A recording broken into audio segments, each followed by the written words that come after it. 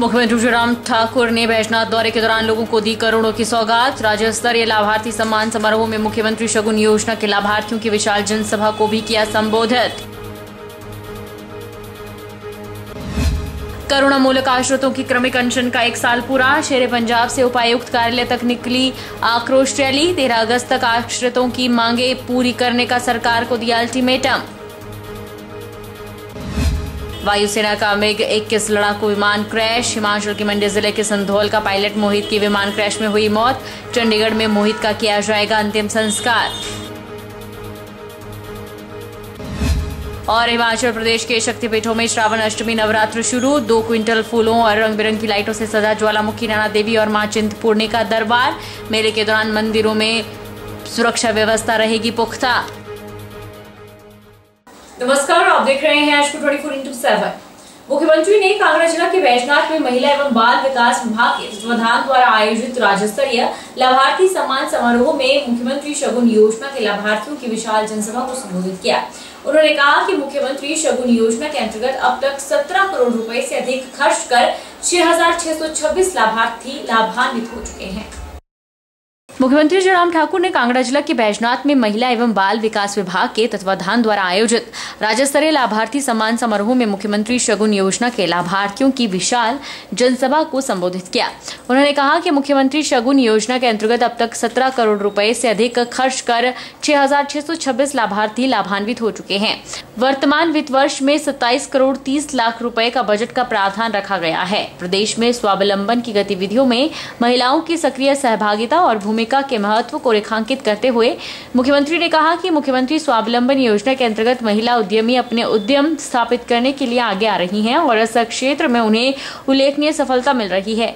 इस महत्वाकांक्षी योजना के अंतर्गत लाभार्थियों के लिए 190 करोड़ 53 लाख के उपदान वितरण के साथ 623 करोड़ 90 लाख रुपए का निवेश हुआ है। इस योजना के अंतर्गत 10,253 लोगों को प्रत्यक्ष रोजगार के अवसर प्राप्त हुए हैं। मुख्यमंत्री ने विपक्ष के बेबुनियाद आरोपों को खारिज करते हुए कहा कि प्रधानमंत्री के स्नेह से प्रदेश विभिन्न क्षेत्रों में निरंतर आगे बढ़ रहा है। प्रशंसा है कि बैजनाथ विधानसभा क्षेत्र के विकास के लिए सदैव जो प्रयत्न करने की आवश्यकता थी, उस प्रयत्न को हमने कभी भी छोड़ा नहीं। हमने क्षेत्र में एक नहीं बहुत सारी योजनाओं के माध्यम से विकास को गति दी और आज मैं इस बात को भी मैं देख रहा हूं कि हमारे सामने यहां पर एक दीवार पर शिला पट्टिकाएं लगी हैं जिसमें कुल मिलाकर के 5 उद्घाटन और उसके अतिरिक्त 15 जो है वो शिलान्यास हुए हैं और उन सबकी अगर राशि अगर जोड़ दी जाए, सबको जोड़ दिया जाए, जो हमारे विपक्ष के हमारे कई साथियों को बहुत बुरी लगती है बात कि उद्घाटन क्यों हो रहे हैं, शिलान्यास क्यों हो रहे हैं, मैं उनको ये जानकारी देना चाहता हूं कि तुम अपने दौर में जब सत्ता में थे, तुम अपने दौर में काम नहीं कर पाए।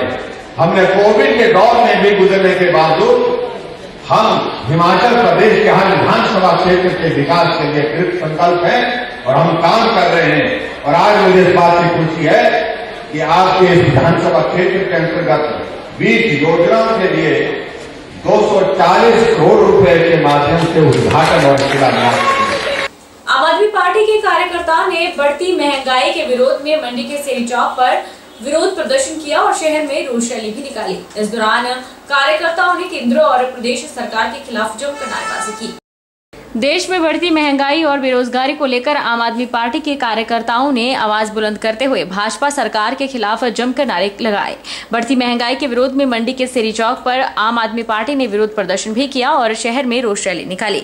मंडी लोकसभा आम आदमी पार्टी के इंचार्ज प्रशांत शर्मा ने बताया कि महंगाई आज इस स्तर पर पहुंच गई है कि आम आदमी का जीना लगभग नामुमकिन हो गया है। दूध, छाछ, दही पर टैक्स लगा दिया गया है। अब केवल एक हवा ही बचती है और एक दिन भाजपा हवा पर भी टैक्स लगा देगी और आने वाले दिनों में देश मंदी की मार झेलने वाला है।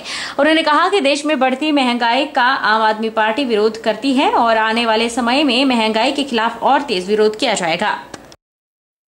आज की डेट में हम ये देख रहे हैं कि महंगाई इस स्तर पर पहुंच गई है कि एक आम आदमी इंसान का जीना लगभग नामुमकिन हो गया है। आप देखिए दूध पे टैक्स, छाछ पे टैक्स, आप देखिए दही पे टैक्स और लगभग अनगिनत चीज़ें जो एसेंशियल कमोडिटीज़ हैं इंसान की, उस पर भी टैक्स है। मेरे को लग रहा है सिर्फ शायद हवा रह गया, हवा पे भी टैक्स एक दिन लग जाएगा। आज की डेट में RBI कहती है कि 6% आपका सबसे अपर लेवल जो है हमारा ये टॉलरेंस होना चाहिए। 6% से भी हमारी महंगाई बहुत हद तक बढ़ चुकी है।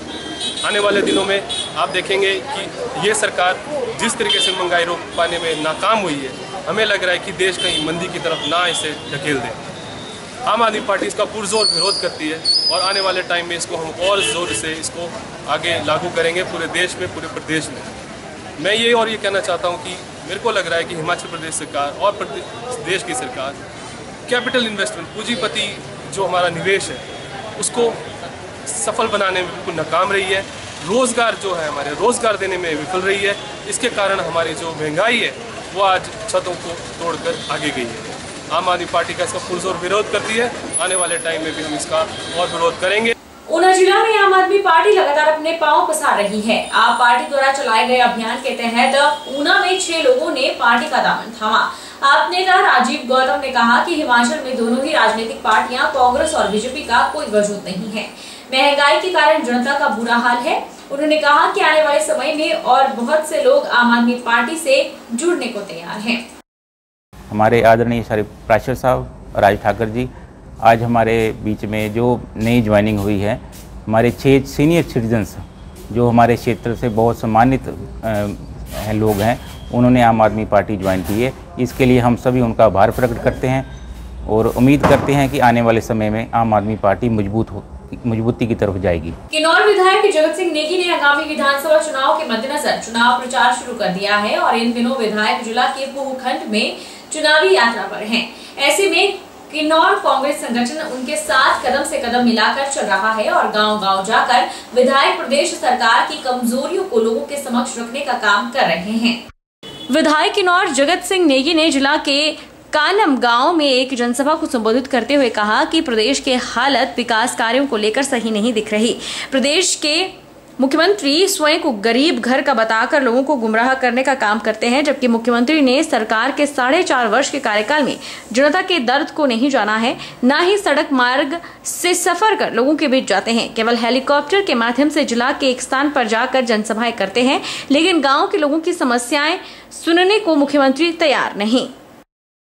और बताइए इतना हेलीकॉप्टर का क्या चस्का लग गया और कहते हैं मैं तो गरीब घर का हूँ।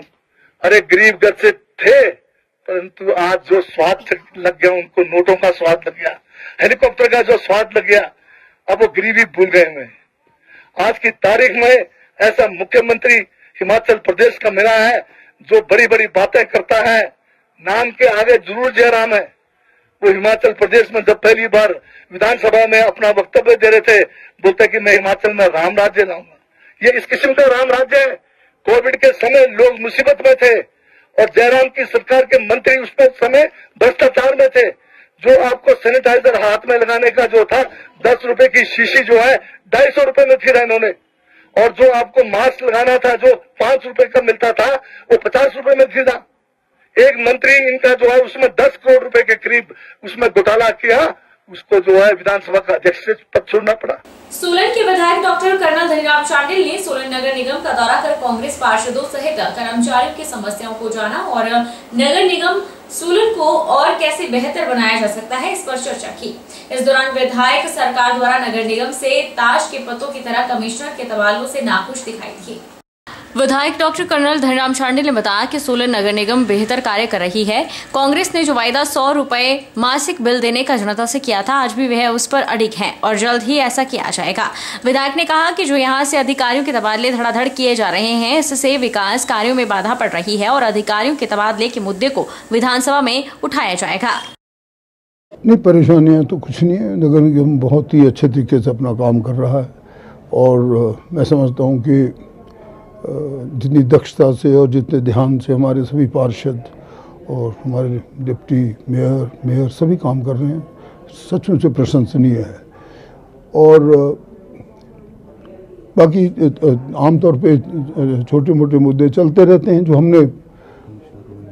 हमने नगर निगम के लिए जो बातें कही हैं और कुछ सरकार के साथ भी मसले उठाए हैं, उनमें कुछ एक सरकार के निर्देश आए हैं और मैं समझता हूँ कि हमने जो लोगों से वादा किया है उस पर आज भी हम अडिग हैं, क्योंकि जो बात हमने कही थी कि हम 100 रुपये पर एक मासिक बिल देंगे और अगर 12,500 से ज़्यादा पानी का उपयोग होता है तो उस पर कमर्शियल रेट लगेंगे, वो हम उस पर आज भी स्थिर हैं। ये दुर्भाग्यपूर्ण है। ये जो आपने बड़ा ही महत्वपूर्ण प्रश्न पूछा, मैंने इस पर एक विधानसभा क्वेश्चन भी उठाया है और कहा है कि लगभग पिछले अंतराल में जो मुझे डिप्टी मेयर ने बताया है कि कितने 5 साल में 14, हाँ 5 साल में लगभग 13 या 14 नियुक्तियाँ हुई। रुकेंगे एक छोटे से ब्रेक के लिए।